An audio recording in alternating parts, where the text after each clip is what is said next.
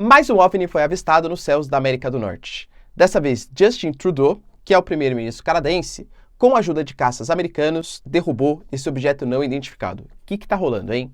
Armênia e Turquia fazem, entre aspas, aí, uma amenização nos conflitos que são históricos por conta da situação da Turquia, enquanto a mídia japonesa garante que a China vai aumentar muito as suas ogivas nucleares, chegando a 900 ainda em 2035.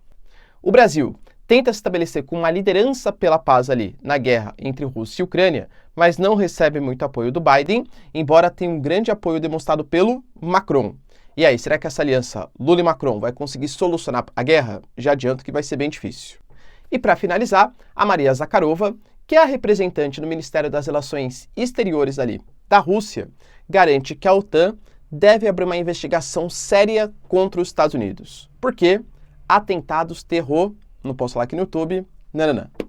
Se vocês querem entender um pouco mais sobre esses assuntos, e muito mais também sobre geografia, geopolítica, atualidades, política, polêmicas, enfim, tudo para você se manter sempre bem atualizado, já se inscreve no canal, deixa seu like, compartilha esse vídeo, que eu, professor Ricardo, conto muito com a sua ajuda. Belezinha?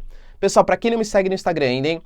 @prof_Ricardo Marcílio, me segue lá que é super importante. E claro, se você quiser contribuir para que eu continue produzindo aqui conteúdos diários para vocês, informando geopolítica nacional e internacional, seja membro que isso ajuda bastante, ou faça uma contribuição via chave Pix, galera, sensacional.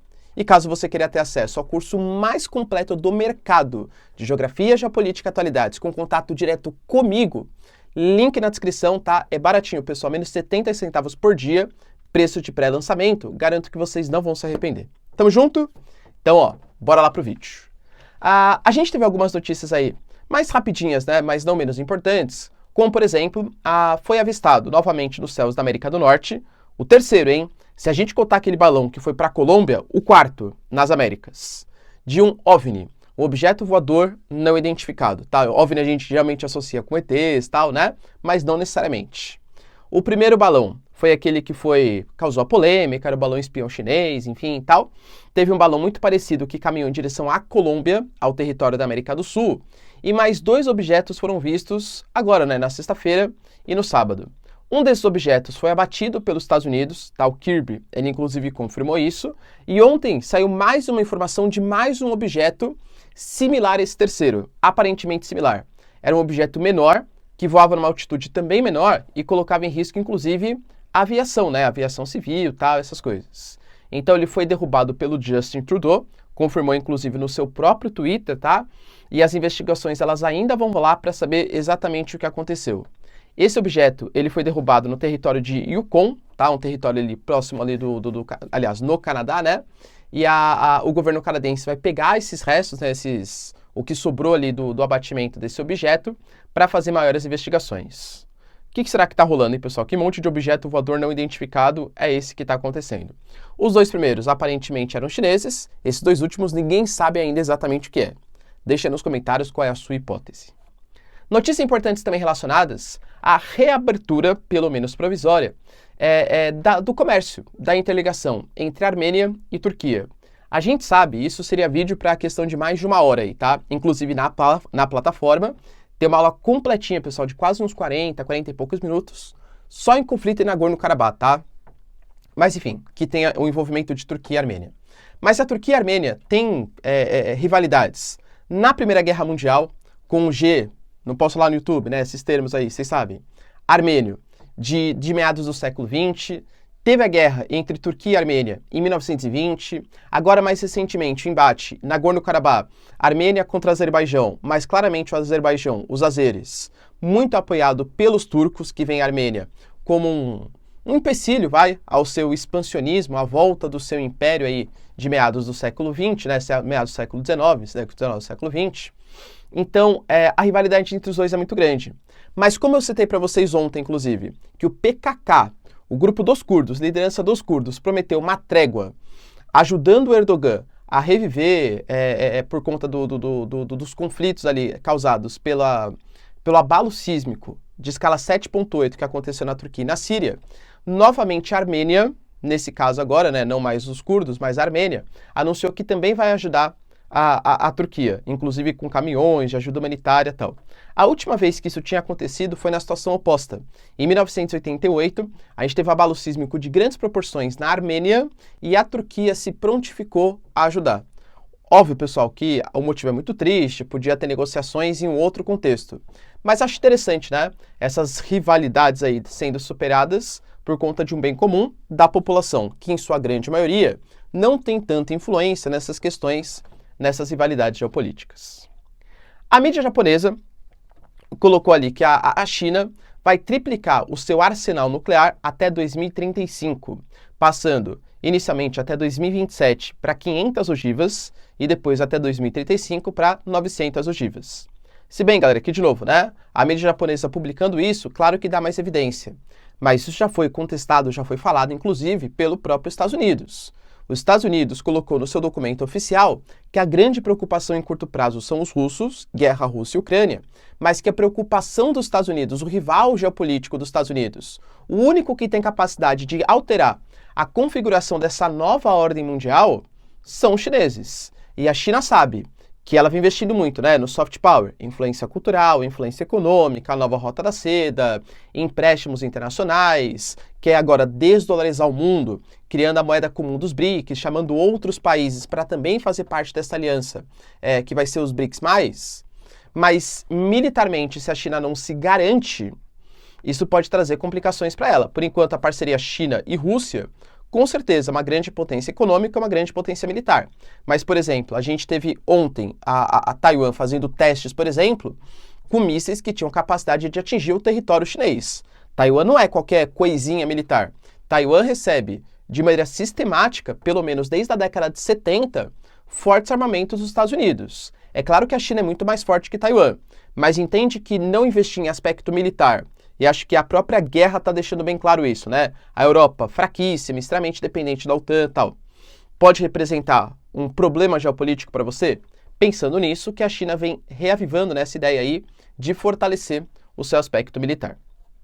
E a gente teve também a reunião entre Biden e Lula. A gente fez um vídeo ontem, né, pessoal, bem completinho sobre isso, em que sobre a questão da guerra da Ucrânia, ficou bem explícito que os dois falaram na tentativa de estabelecer a paz, mas que eu diria que ficou uma coisa meio... um acordo mais ou menos, porque o que o Lula falou, o Biden não concordou muito.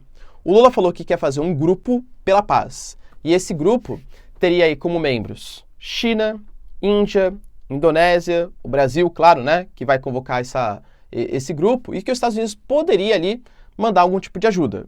A gente sabe que o Brasil, inclusive o Lula deixou bem claro isso, não considera a Rússia como qualquer coisa. A Rússia é um país... O Lula falando, tá? Em entrevista à CNN. A Rússia é um país grande, a Rússia tem sim as suas ambições, a Rússia errou, mas a gente não pode achar que uma guerra, uma paz vai ser estabelecida sem ouvir a demanda dos russos. Enquanto os russos não tiverem ali pelo menos uma parte da demanda atendida, a Ucrânia outra parte atendida, isso não vai significar a paz. Isso desagradou muito a própria mídia americana e desagradou também o Biden. Então eu diria que esse grupo pela paz proposto pelo Lula não vai rolar muito, pelo menos não com a ajuda dos Estados Unidos. Os Estados Unidos não vê isso como a solução, pelo menos em curto prazo, tá? Mas outro membro, aliás, galera, bastante surpreendente, né? Ou não, tá? Que foi o Macron, respondeu um Twitter... É tweet, né, que fala? Twitter é a plataforma. Respondeu um tweet do Lula, colocando ali e falou... Pô, que legal, estamos juntos nessa.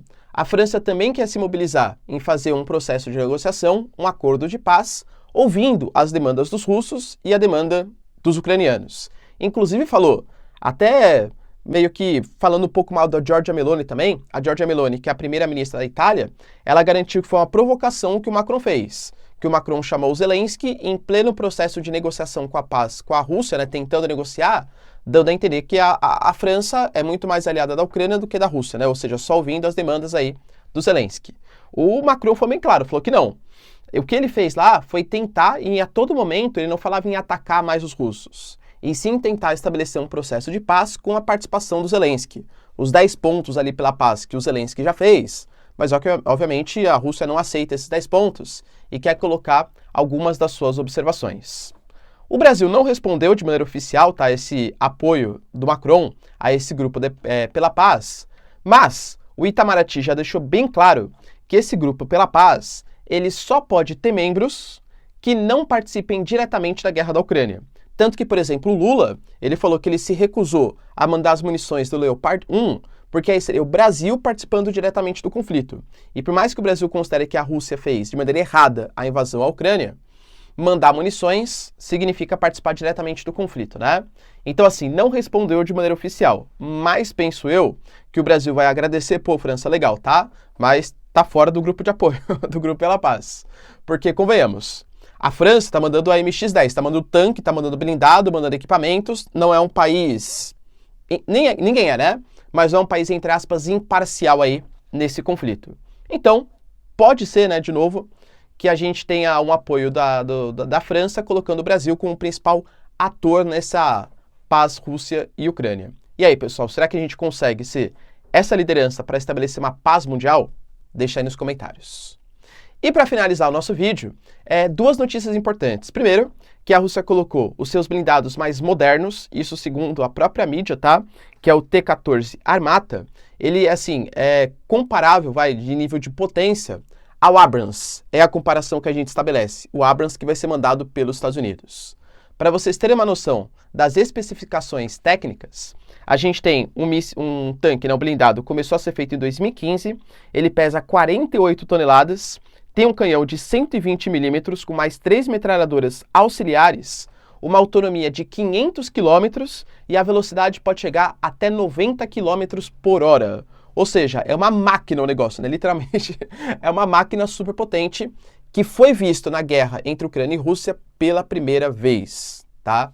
Isso pode ser um indicativo, uma resposta dos blindados. O Challenger do Reino Unido, o AMX da França, o Leopard 2 e o Leopard 1 da Alemanha, o Abrams dos Estados Unidos, ou seja, a Rússia mobilizando mais força no conflito. Lembrando que a Ucrânia tinha falado que o seu serviço de inteligência tinha previsto um grande ataque até a marca dos 365 dias da guerra entre Rússia e Ucrânia. Por enquanto ainda não aconteceu, né? Mas vamos ver se de fato vai rolar.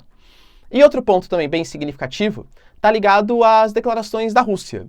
A Rússia perguntou, e aí, OTAN, vocês não são um grupo que luta pela expansão da democracia, contra atentados terror?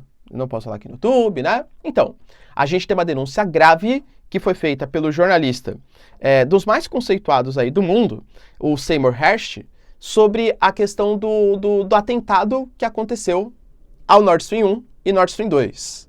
Segundo o jornalista americano, inclusive ganhador do prêmio Pulitzer, ele fez uma investigação e os Estados Unidos, através de mergulhadores, implantaram bomba no Nord Stream 1 e Nord Stream 2 3 meses antes das explosões e depois a Noruega foi lá e explodiu, causando as explosões que a gente já conhece aí do Nord Stream, né?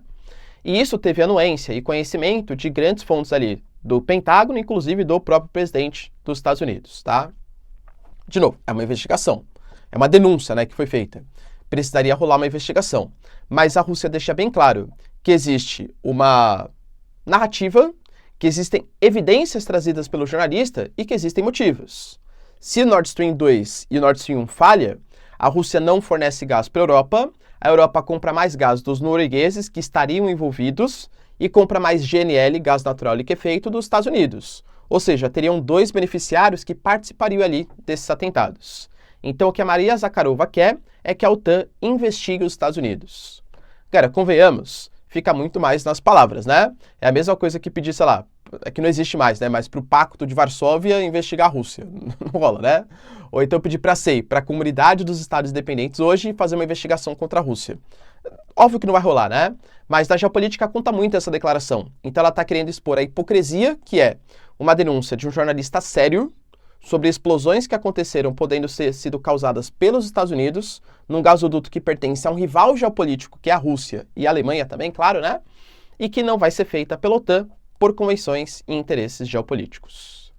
E aí, você acha que a OTAN vai atender aos pedidos da Zakharova e vai investigar os Estados Unidos? Acho que a resposta é óbvia, né? Mas deixa aí nos comentários, quero saber a sua opinião. No mais, galera, se vocês curtiram o vídeo, tamo junto, beijos, abraços e tchau, tchau.